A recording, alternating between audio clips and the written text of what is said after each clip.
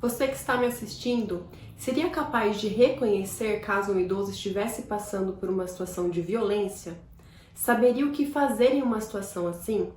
Se você não sabe, então você precisa assistir esse vídeo.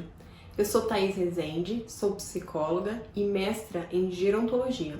E neste vídeo eu vou explicar para você o que é a violência contra o idoso e como nós podemos agir para proteger os nossos idosos deste grande mal.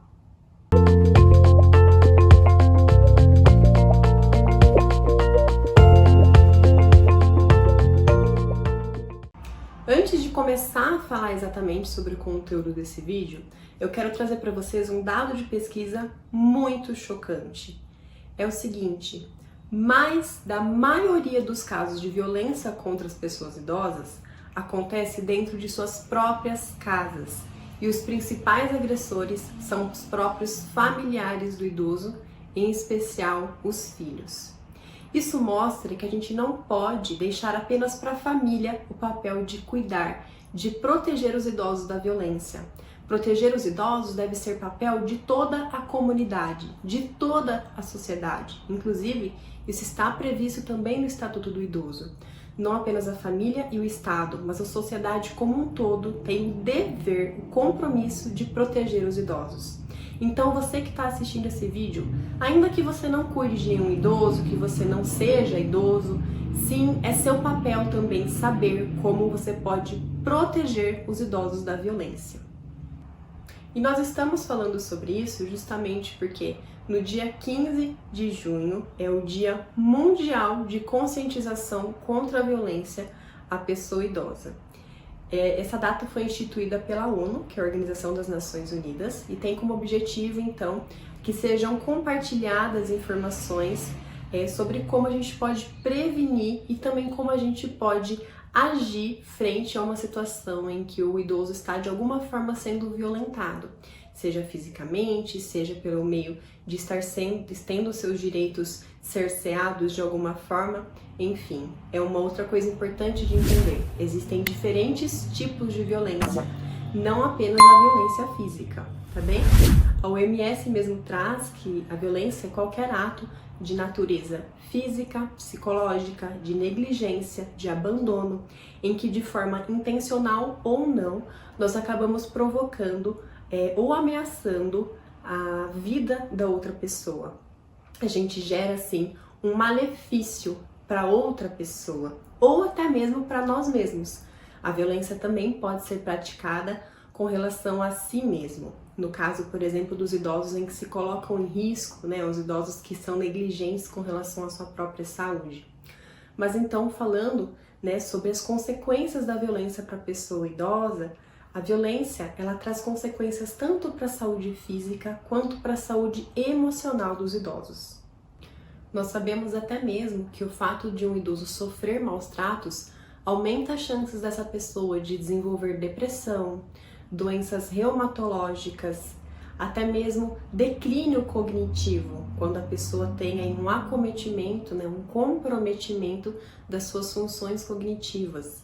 Então, a violência contra o idoso acaba, sim, gerando um declínio na saúde dessa pessoa, um declínio na qualidade de vida dessa pessoa, em alguns casos pode até mesmo acarretar, propiciar uma morte desse idoso por conta da situação de violência que está sendo exposto. E quando eu trago aqui essa questão da violência, eu não estou falando apenas em bater no idoso, tá bem? Nós temos diferentes tipos de violência. A gente tem a violência física, que é essa em que a gente vai infligir algum dano ao corpo físico daquela pessoa. A gente tem a violência psicológica, que é quando acontecem as ameaças, as humilhações e a pessoa fica se sentindo amedrontada, fica se sentindo muitas vezes depressiva, né? Fica se sentindo angustiada constantemente.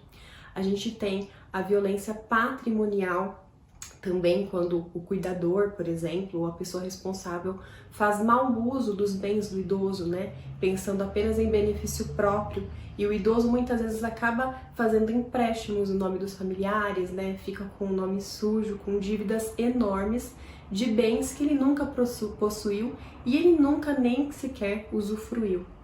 A gente tem também a violência sexual, que é praticada contra os idosos quando eles são obrigados a praticar atos sexuais sem ter vontade ou ser expostos de alguma forma a conteúdos sexuais sem ter essa vontade. A gente tem também a violência que é o abandono. Sim, você abandonar o idoso, não prestar os cuidados necessários quando ele precisa, também é um tipo de violência. Aquele idoso que está sozinho em casa, precisando de ajuda e que ninguém presta assistência, isso faz com que ele esteja em risco, né? Com que ele tenha aí várias consequências negativas para sua saúde e até mesmo pode ser que esse idoso venha a óbito. E a gente fechar os olhos diante dessa realidade pode ser considerado abandono, pode ser considerado negligência, que também é um tipo de violência contra a pessoa idosa.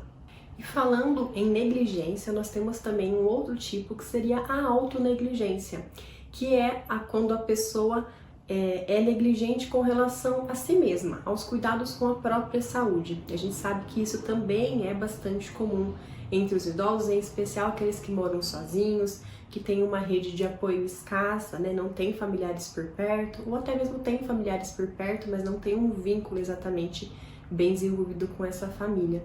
Isso faz com que esse idoso que não tem cuidados adequados com relação a si mesmo, que se coloca em situações de risco, ele esteja assim, então, comprometendo a sua saúde e, mais uma vez, a sua qualidade de vida também vai ser comprometida. Então, também nos casos de autonegligência, caso você identifique que o idoso está passando por isso, você precisa tomar alguma medida. Você não pode fechar os seus olhos frente a isso.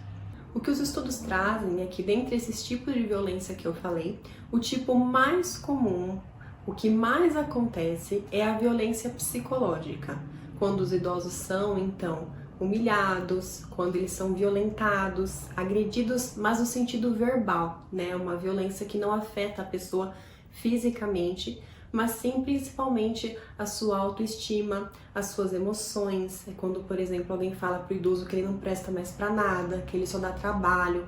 E a gente sabe que muitas vezes quem faz esse tipo de violência são os familiares, em especial quando esses familiares estão ali sobrecarregados com o cuidado, não tem uma rede de apoio. Portanto, a gente também oferecer apoio para quem cuida de um idoso é uma forma de prevenir a violência contra essa pessoa idosa.